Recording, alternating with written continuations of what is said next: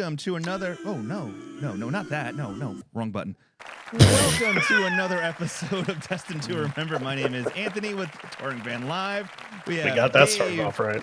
I totally fucked that up. We have Dave from highfootsteps.org and, of course, Randy from Live on Four Legs podcast. And we are here because it's Destined to Remember. And now we're going to be a monthly podcast. But before I continue any further, I'm going to hand it off to the co-host with the mostest, otherwise known as Sasquatch from Seattle, Randy. You almost got my name fucked up right there. Hi, everyone.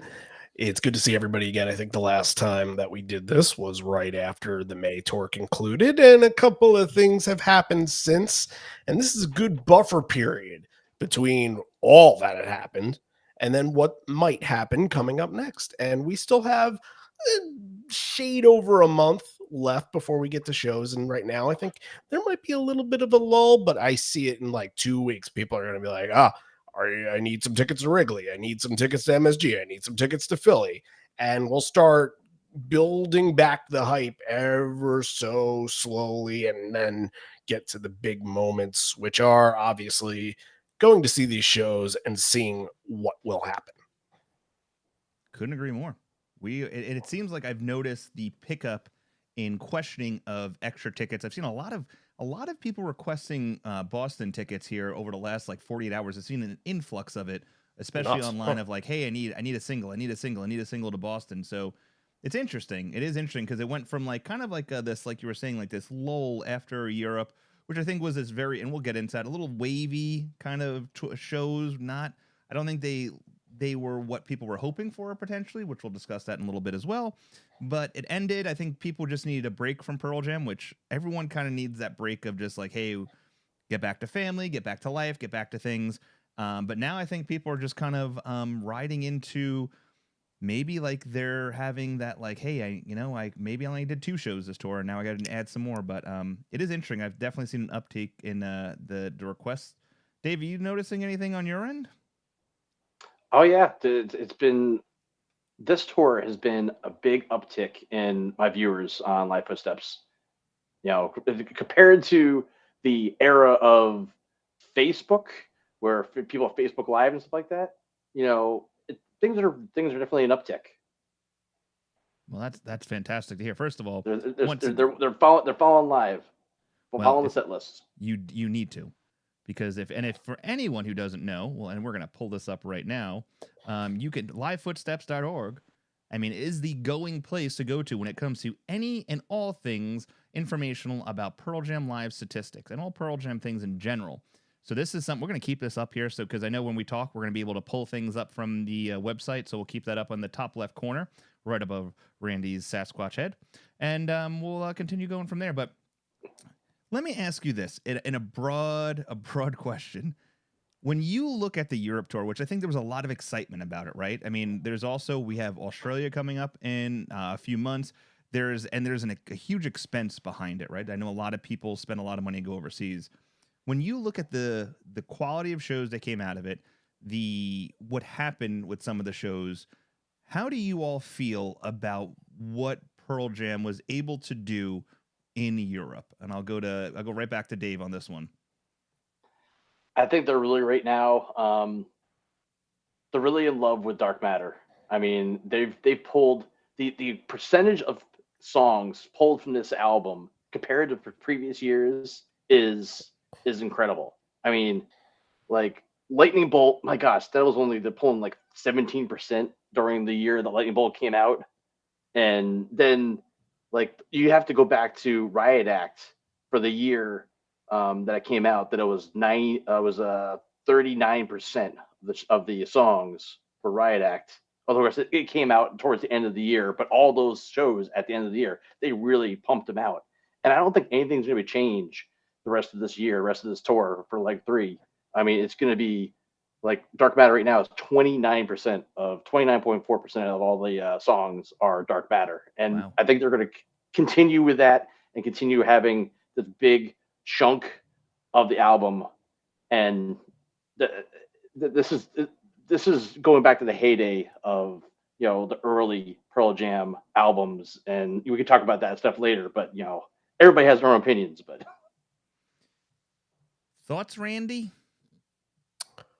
First of all, you had mentioned before, I didn't get an opportunity, but I have to bring this up. So you had mentioned before that Dave kind of looked like Jambi from Pee-wee's Playhouse. I think he's sitting in the Bohemian Rhapsody music video right now. That's what I'm seeing out of that. His wife, Galileo. I feel like his wife just put him in a basement and said, "Listen, I don't want no part of this shit in the house." Oh, now he turns the light on. No, Now turn on the lights. Turn the lights off. It was so much better the other way. I like how you were a floating head. It was almost like, do you remember in The Exorcist where it was like that random scene where it was like the face flash? You know what I'm talking about? It was like, I don't know if you guys are orphan. Yeah. Now I'm going back dark again. Yeah, it went back dark. Oh, look at that. But now you have like this shining light behind you. It's good stuff. My normal camera died on me just before we went live. Like, oh no, what's going on? So I'm using my little camera on my my laptop. So you look great. You look great, Dave. Yeah, with the sun setting behind you. Hey, setting sun. Setting sun. Yes. Setting There sun. we go. Exactly. That's a tie-in. So let's bring it back. Randy. Show's not over yet. Yeah, show's not over yet. We got a lot to discuss tonight.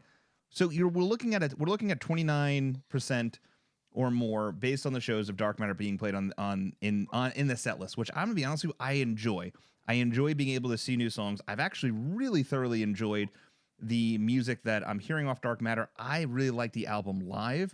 I also liked a lot of the other albums live. I've actually started going down a rabbit hole of Gigaton songs live, and I know some people have their feelings about it, but I really enjoyed that album live too, and I feel like a lot of their songs are meant to be heard live on that grand scale.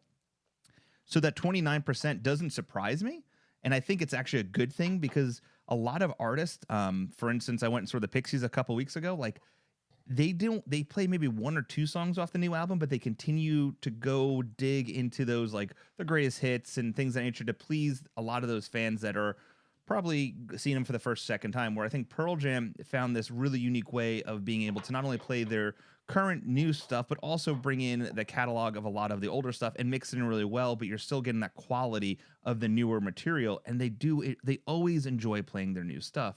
So, Randy, thoughts on 2%? 29.3. Yep. Pretty close. Brad.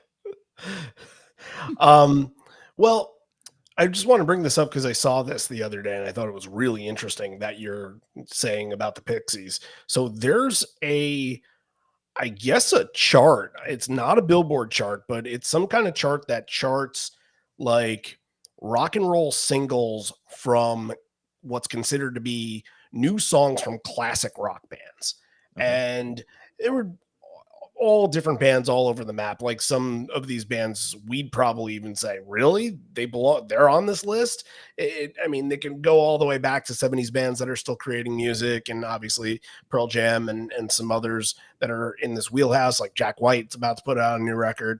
And what's crazy about it is that I saw that the number one song for 7 straight weeks was Wreckage. And I thought that was fascinating. There's no other Pearl Jam songs on that list, but Wreckage being at number one for a lengthy amount of time. Wow. It just goes to show you not that they're creating music, but they're still creating music on a very, very high level, very, very high caliber music, that it's not like, hey guys, let's get together, go in the studio and try to make some money off of this. I'm not saying every single person has done that, or every single artist has done that. No, a lot of the artists really have something that they want to make. But even when you get into an older age, your music does transform and change a little bit. You're not going to have that same identity, same personality that you had when you first became popular.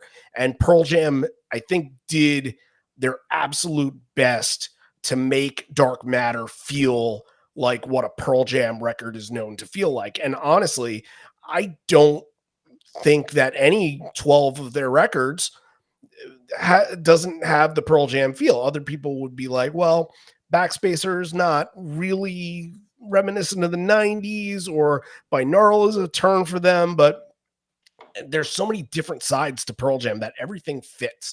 And when I look at that, when I look at the 29 songs and I look at Andrew Watt and the influence that Andrew Watt had on this band, he pushed them. he pushed them way out of their wheelhouse at points where nobody aside from Matt even brought their instruments into the studio. They didn't know what they were using. And I think the fact that they accomplished that means a whole lot to them. I think anytime that they've done a record, they feel accomplished, but it's pretty clear, like you said, on the Lightning Bolt tour, there were 5 or 6 of them that they favored over the others. My Father's Son wasn't favored. Getaway definitely wasn't favored. After a little bit of time, Infallible and Swallowed Whole and Let the Records Play kind of fell off. And you really, out of that, you get Pendulum, you get Sirens, you get Mind Your Manners and Lightning Bolt that were kind of mainstays for that period of time. And really, I think the only ones that have been played this year are Mind Your Manners and Pendulum. And correct me if I'm wrong on that. We could have gotten a Sleeping by Myself, but I'm never paying attention to that. But back to Dark Matter, I think that it's just the excitement. And then once the crowd reacts to that, to those songs, I think brings you even more. But I think what I'm going to call it expertise, because I don't know what else to call it, but like the thing that I love to dig into the most are how the sets are curated and what kind of stories you're telling within the music that you put together. And I think that there's a lot still to be left on the table for Dark Matter. We've got a little bit of a formula with it. We know that 4th or 5th song in, Scared of Fear, React Respond, Wreckage, Dark Matter, in not necessarily that structured order, but very, very close to. And I think now might be the time to stray from that a little bit, especially you got some double nights coming up. You got double in Wrigley, you got double at MSG, you got double at Philly, you got double Fenway and double Ohana as well. And then a bunch of doubles for Australia. I think it's just time to see where those songs end up. And I think the biggest to that for me is finding a spot where Dark Matter can thrive. Dark Matter being the song, the title track.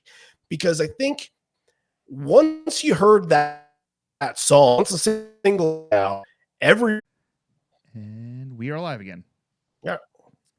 So sorry about that. My electric literally just flashed on and off, and I've been dealing with the a pretty bad storm outside, but we're back. So Randy, continue talking about Dark Matter. I apologize for the fuck up.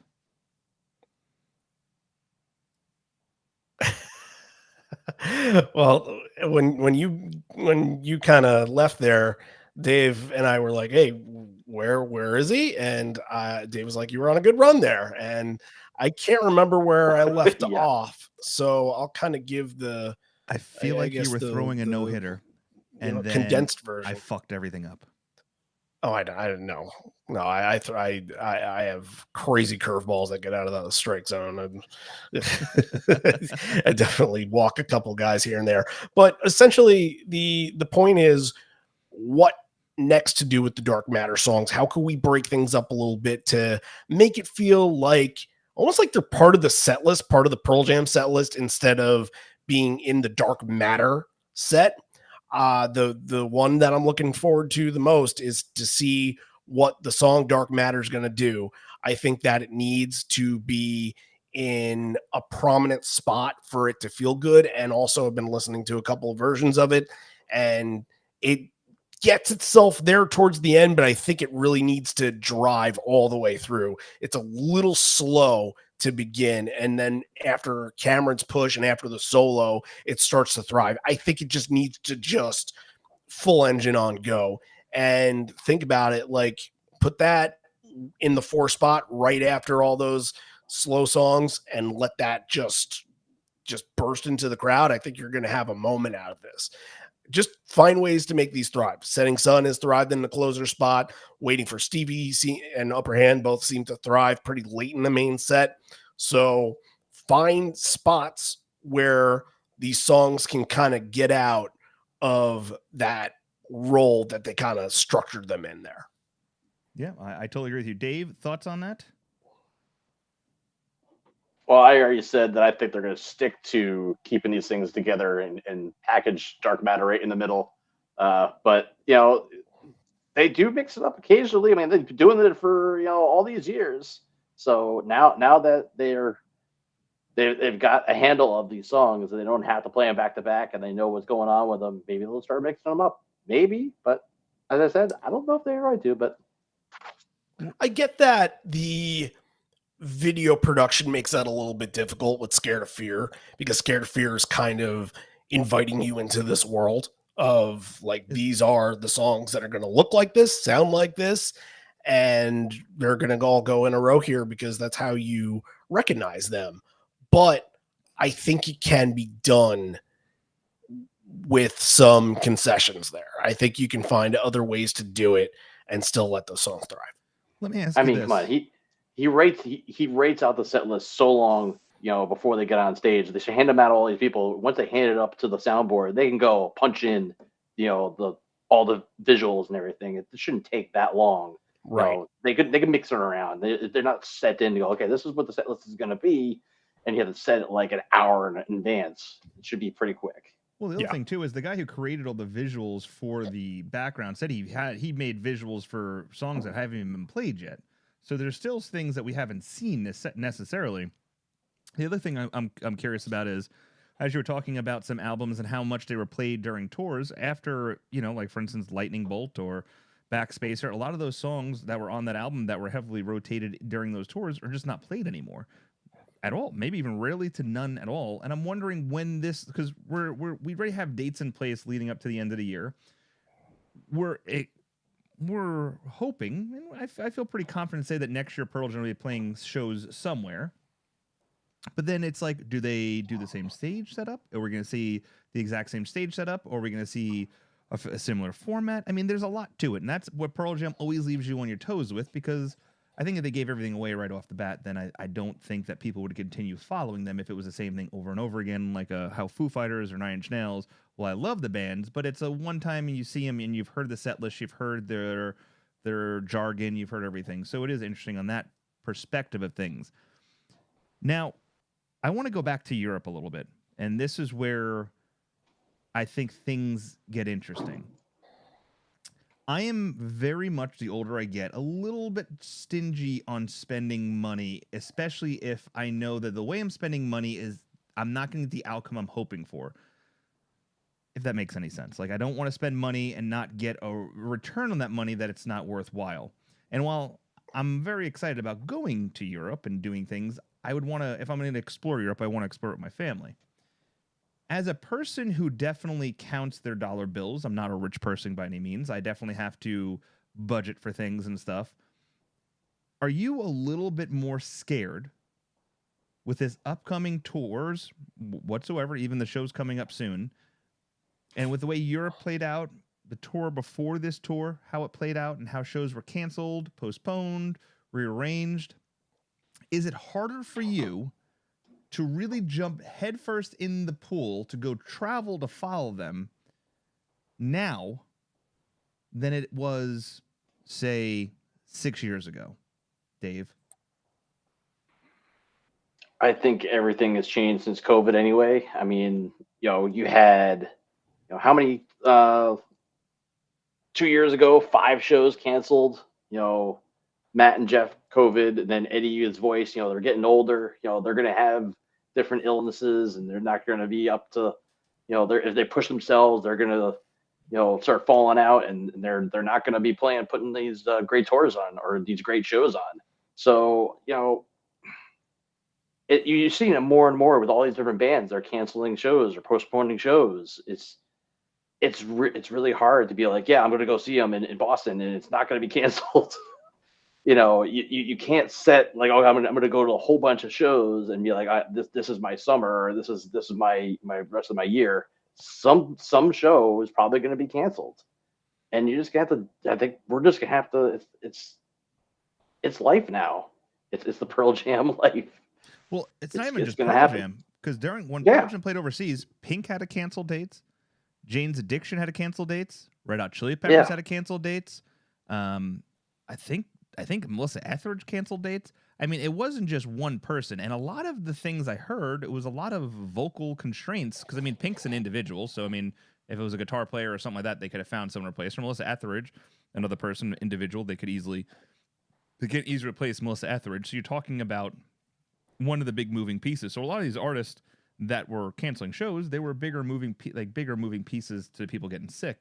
So it's hard. Like, especially, I'm very concerned with Boston because statistically speaking, a lot of times it's closer to the end of the tour than the first three shows. It always seems like the first three shows, boom, right? Everything goes off with a hitch. And then after the first three shows, I feel like it's Russian roulette. Are they going to play it? Or are they not going to play it? That's just my opinion. Randy? Yeah, I mean, ever since 2022, I've said since the Sacramento and Vegas cancellations that there is a risk warning on every single ticket that you purchase for every single tour. You have to know that these are the ramifications, that you can show up to a show and they can cancel because shit does happen. People get sick. Ed is not getting younger. His voice is already in a way compromised because he's been sick and it has damage. He smoked for years, like 30 years or maybe even more. We don't know that for a fact, but it's damaged. And the more that he does to it, it's not like if he sings and expresses and uses his voice to the fullest extent that he gets healthier. No, it's more damage that he's putting on, especially at this point. It's just all wear and tear that's happening. So I think maybe, and I'm not a doctor, I'm not going to play one on TV or anything like that, but maybe because it has, his throat does have some issues. He does seem to get sick even when they don't have to cancel. He gets sick a couple times a tour usually.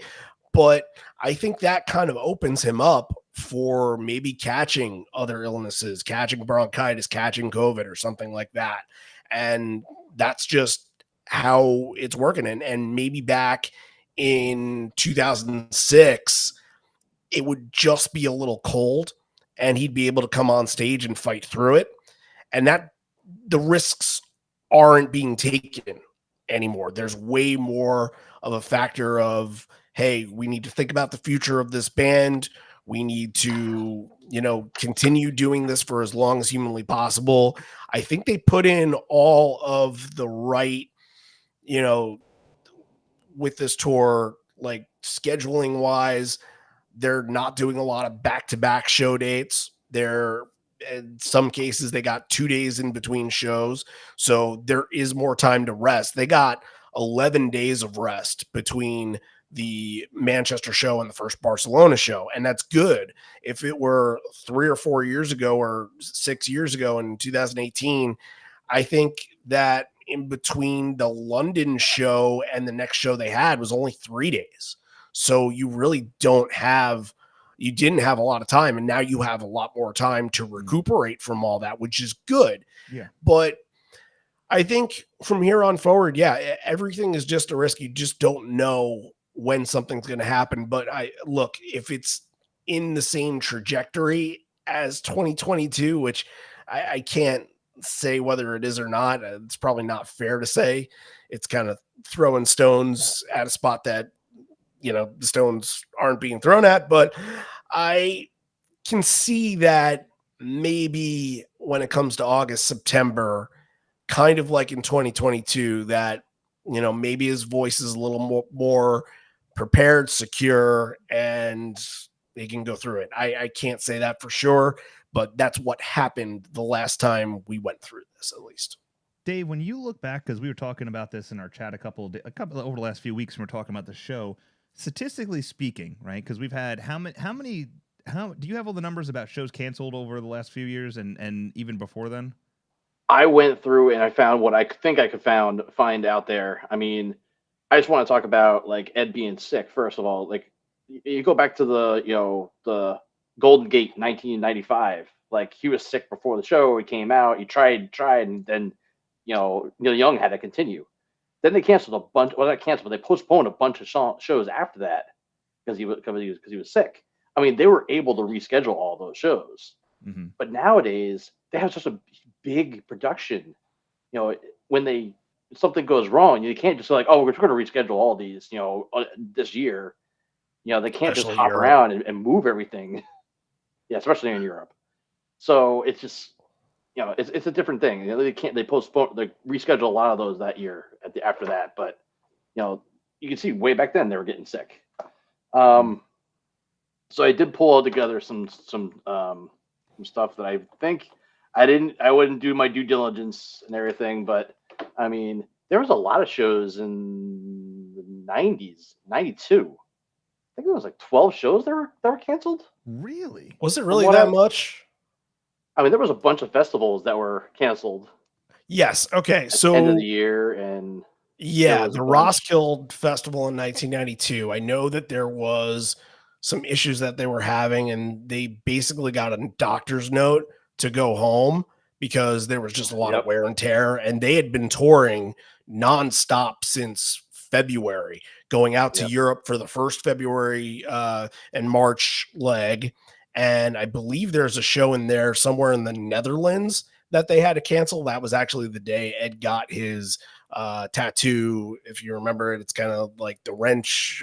The hammer, it's some environmental thing. But they were just basically running through. They had April and May tours in the US, and then mid-June, early June, like barely 2 weeks of rest. You go out and you do just all over Europe, in Scandinavia and in Paris and places like that.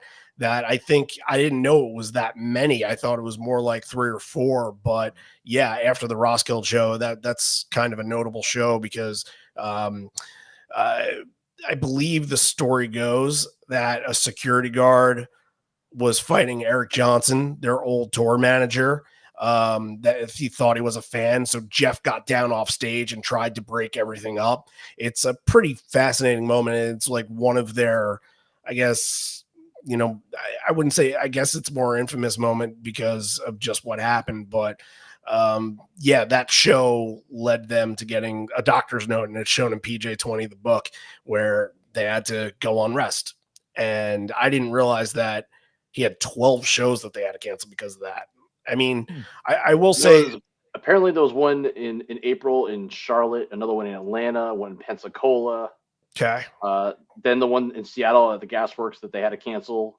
Well, that wasn't because of health. That wasn't because of health. No, right. I just have shows that are canceled. Yeah. So okay. It's not all health. And there's a Jones. Some of these I don't even have. Why? I just say, okay, it was canceled. Okay. There's a Jones Beach show in August that was on the Lollapalooza show. That was canceled because of weather. That was canceled because of rain. I know that because that was supposed to be my brother's first Pearl Jam show, but it happened like 2 decades later. In 92? Yeah. Yeah. Okay.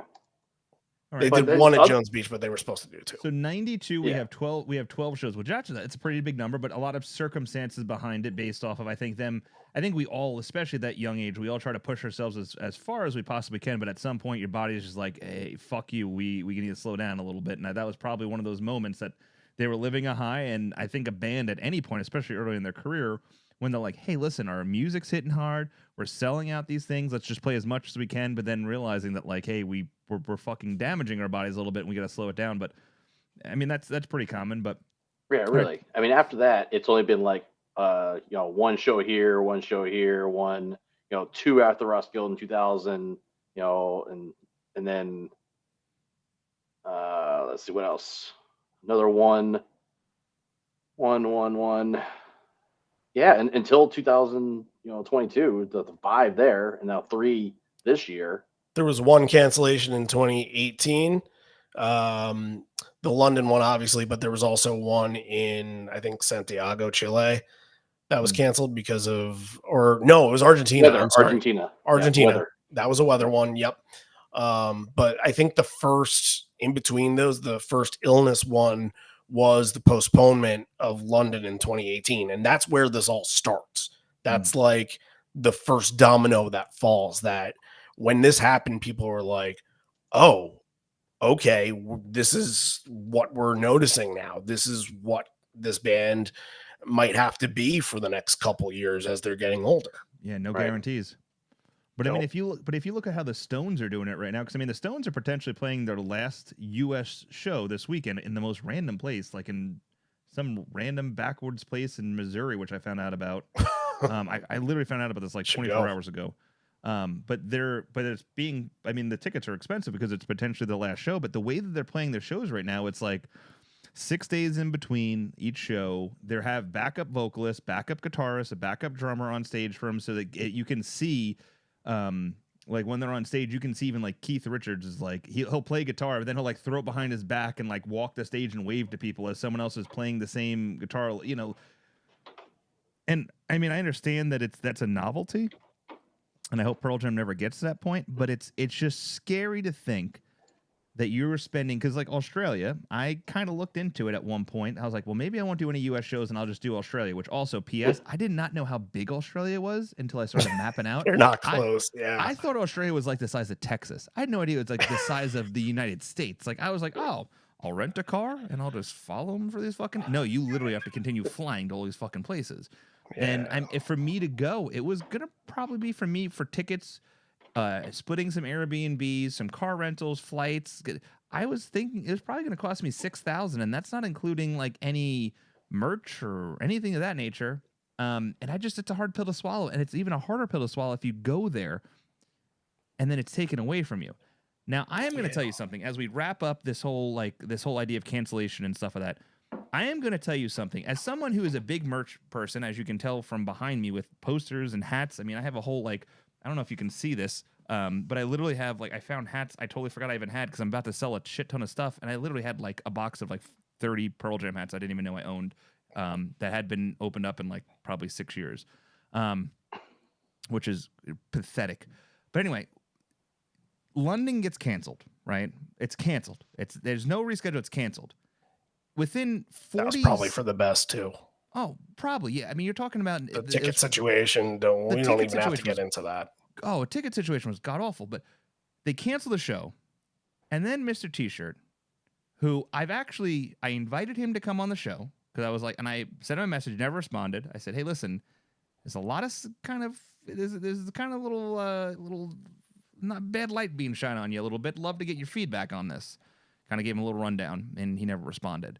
But they literally set up in Tottenham Hotspur Stadium a merch booth, and I think were expecting the same turnout they had in Indianapolis. And I will say that I'm super excited for the fact that a lot of Pearl Jam fans didn't go because the pictures I saw, it was empty. Mm-hmm. It is just really in bad taste, in my opinion, that they continue to promote the posters, which I know the poster artists have to make money, but this is also the same bullshit that I think hurts the poster artists because the way their pay scale is, that a lot of the poster artists that made the posters for those shows did not sell out those posters afterwards. And then also they're not getting any, it's just the value of those posters are significantly less, so those artists are not going to do as well as if the show went on. But they're promoting everything. They have the whole thing. They're trying to push this merchandise for London. He's posting these pictures online. In my opinion, they should, if they're canceling the show, and I know things got to get paid for, I know all this shit, it just didn't look well to me that they were pushing that merch so fucking hard for London when the show was canceled. I was just like, this is disgusting. I really was. It was really made me rethink a lot. It pissed me off. It made me despise this guy even more than I despised him the week before that. It's not a good look. And it's kind of one of those situations where it's all about financials.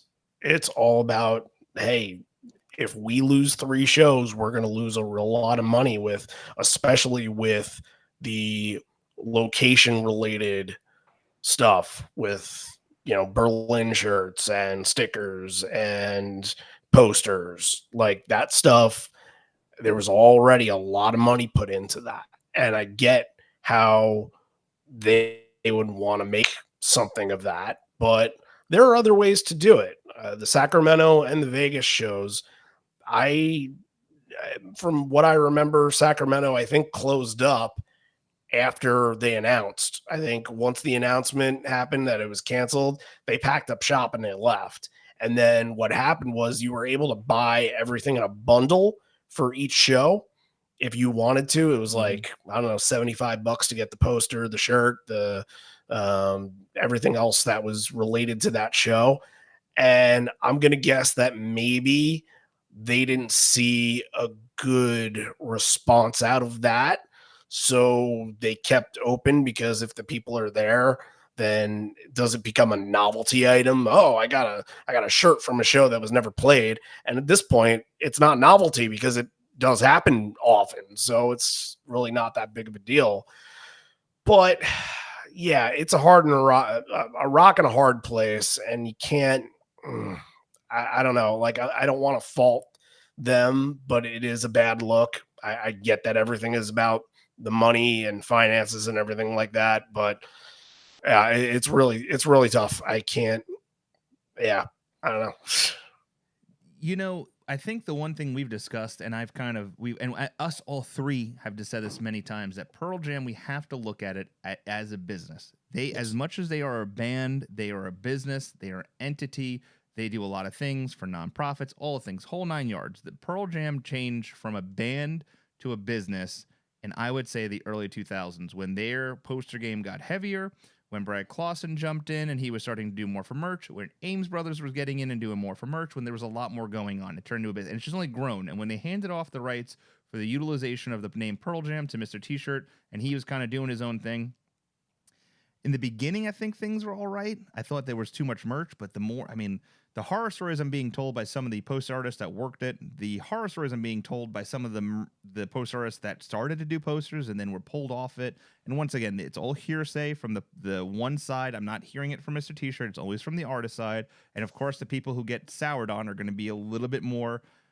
They're going to be whatever. They're going to do whatever they got to do to kind of make their point be heard. But it just does. I don't know, man. As someone, like I'm a big Tottenham fan. I kind of wanted one of the Tottenham, the jerseys, but I'm like, I want no fucking part of it now. And that was a show that I didn't go to. But regardless of that, it's a business. It sucks. But I really do think that maybe I think less is more. I really do think. I think we're gonna see even. I think the next tour is gonna even have less shows on it. I think it's gonna be less shows and more space in between it, in my opinion. I don't mind if they do something like they did last year, where it's 2 dates in places that they just don't play very often. Like, take for instance, they don't go to the South very often. So you want 2 days in Charlotte, you get 2 days in Atlanta, you get 2 days in New Orleans, you get 2 days in like, or maybe you split like a day in Lexington and a day somewhere else. Like, they haven't been to Michigan, they haven't been to Ohio in forever. Like, there's a lot of places still to hit, and I wonder if it turns into like we do one of those in May and then another one of those in September. Those seem to be the months that they like for the U.S. tours, and I have a pretty good feeling there is somebody out there that has kind of looked into it, and I have a feeling that they're going to end up doing South America next year in March, April. So yeah, I wouldn't mind that. I wouldn't mind the shorter ones. And look, it gives more opportunity to travel and make it specific travel. Like, you can go to one of those places to do 2 shows and feel pretty satisfied, instead of like go to one and then go on the road, go to the next place, go to the next place. Because really, I think that the time that they did Nashville, Louisville, St. Louis, that's the last like stretch where you can really, they're never going to do that again, where you can really follow and drive their route essentially. I agree with you on that one. Dave, let me ask you this real quick, because I think because you're someone who dives deep into statistics. The band itself and the popularity in our circles is at a huge high. Consistently, with the way they put out music and stuff, it's at a high. In the United States, their shows are selling out, right? It's a hard ticket to get. In Europe, it was not so much the same. Most shows, there was some seats to be had. And in the larger arenas, there was a lot more seats to be had. What do you think is the trend that Pearl Jam's not playing so well over there? And then I'm going to follow it up with a second question. And then once you're done talking, I'll go right to Randy with this. But with the projection of them canceling shows, with the cost of having to get all their stuff over there, the screen and all that stuff, which I'd love to talk to the people who do production for that and what it costs and how long it takes to get Godzilla's underwear up, and all that. the question then turns, do you take the risk and financially, on the business side of things, go to Australia in November during an election year where right now they could be used voicing in the United States? Do you go over there and risk having to cancel shows and take even a bigger financial hit than you would over here? Or do you say, it's just we as a band right at the moment can't do it? I mean, listen, before you even answer this, and this is coming to me, Pearl Jam is getting sick and canceling shows in Europe, a good amount. The cost of flying right now is at an all-time high again. Travel's not cheap. Gas getting there is not cheap. And in the same sense, too, you have a band member who's potentially going to have to go in front of a judge and explain himself about the situation at hand that he potentially might have to do jail time for. So is Australia really going to happen? Dave, answer all my 7 questions I just asked you. I still think it's going to happen. I think they really do pull in the fans in Australia. I don't know what it is about Europe that, I mean, I look at like my traffic on my site and it's predominantly US, obviously. Europe, even when they're touring in Europe, I'm like, oh, I see the people who are following